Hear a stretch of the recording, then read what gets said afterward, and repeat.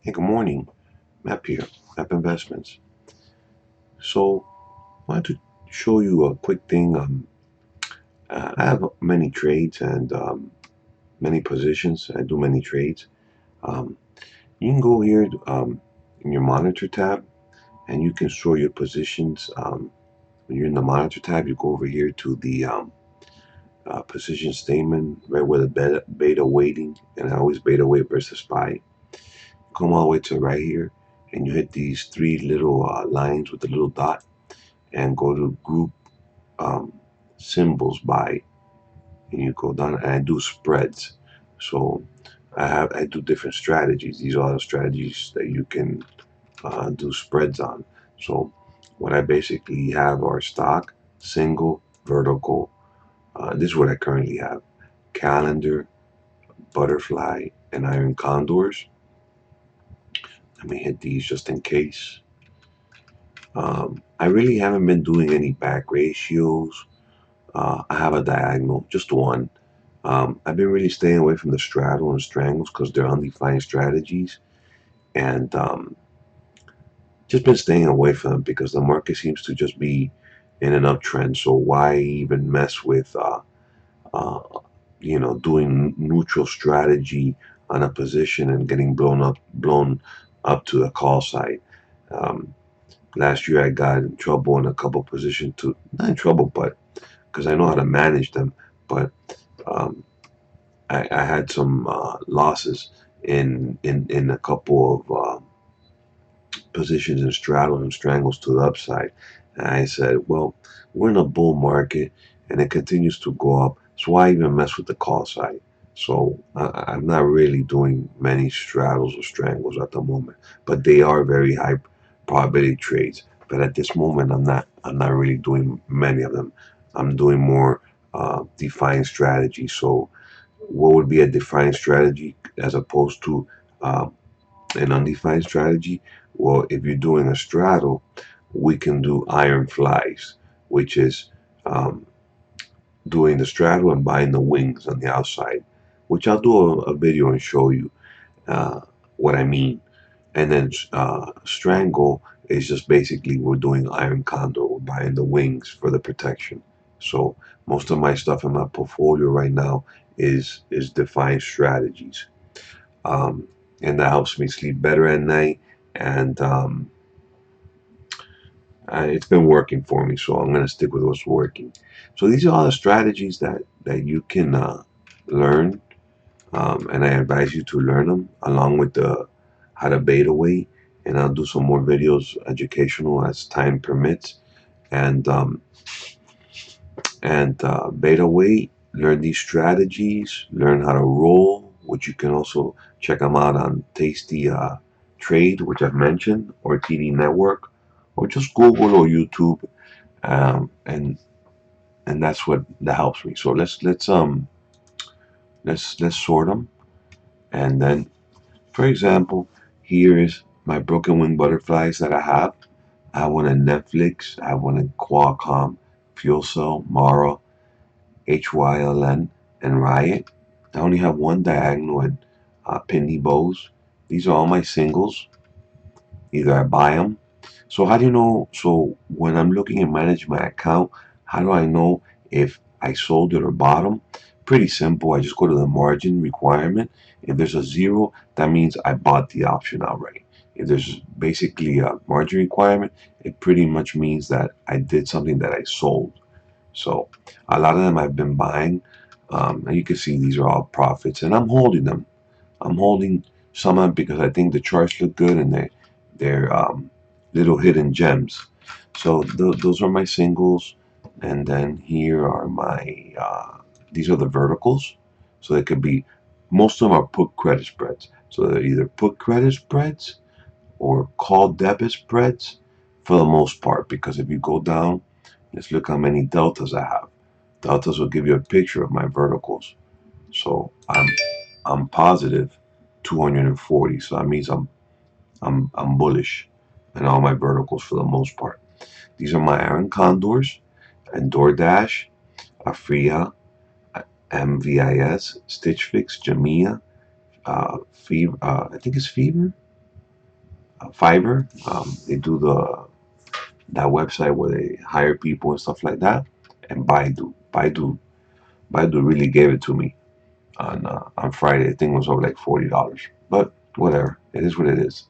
And then these are my calendar spreads, which have been working very good for me.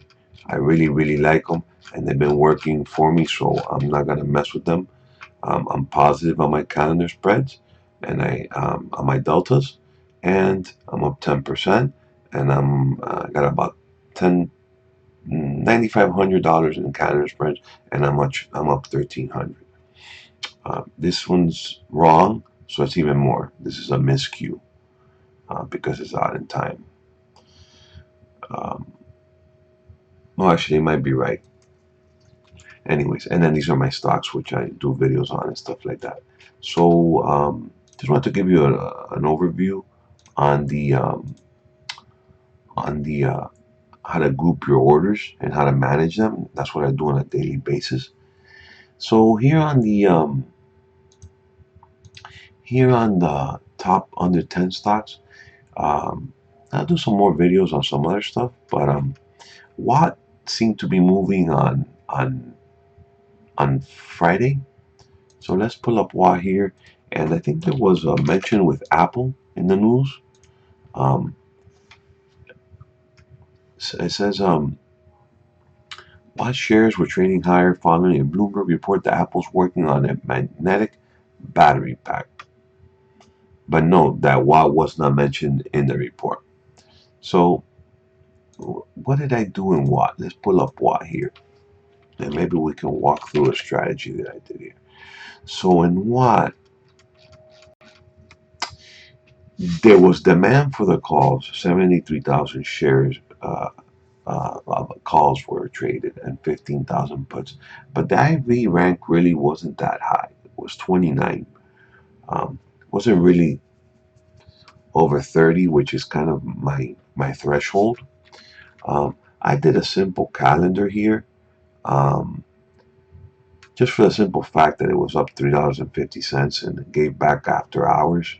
So I didn't want to do a put credit spread, because you could have done a put credit spread 26 days out, maybe gone to maybe the let's see, maybe the 5 sell.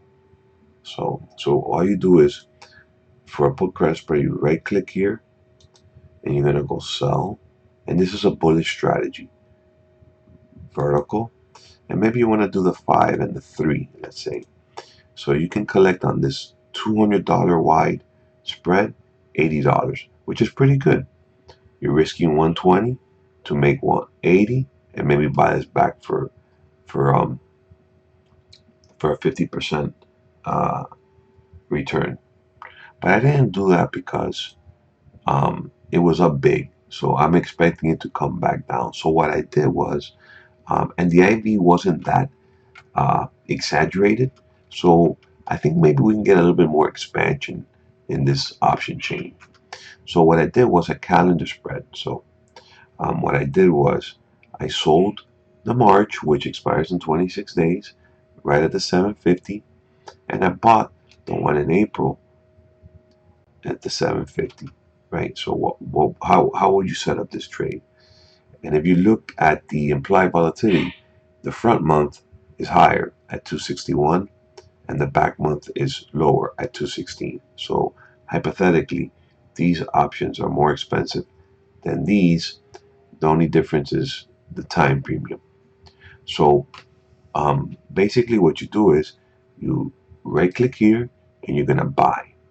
You're gonna buy a calendar spread, and then you see you're selling the March and you're buying the April, and your debit is $50.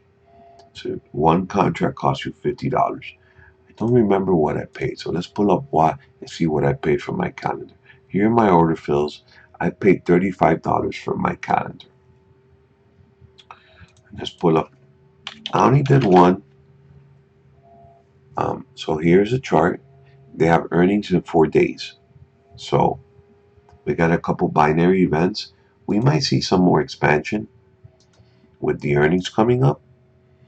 But it's a small investment to get engaged in a stock that might be moving. As of right now, my $35 are worth 15. So it's right now at 50. So I'm up 42%. And these can add up very quickly. Um, Usually you want to manage this in the front month, or a couple things. We can pull up if you want to analyze a trade, all you do is go to analyze, and we are going to, let's see what this is. Never had this screen pop up here.